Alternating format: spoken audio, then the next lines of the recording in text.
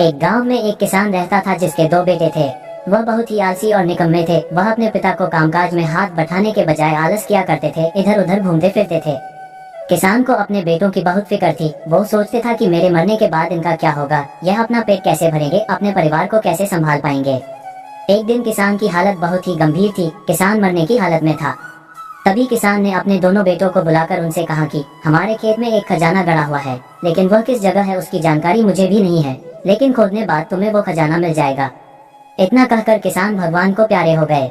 खजाने की खबर सुनकर दोनों बेटों के मन में लालच आ गया और वो दोनों खेत पर चले गए और खेत को खोदने लगे। खजाने के लालच में कुछ ही दिनों में पूरे खेत को खोदने के बाद वह घर जाकर बैठ गए और वह अपने पिता को कोसने लगे। इसी तरह कुछ महीने बीत गए और वर्षा ऋतु का आगमन हुआ।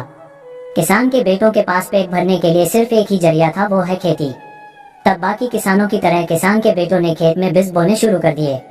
वर्षा का पानी पाकर वह बीज अंकुरित हुए और देखते ही देखते खेत लहराने लगे।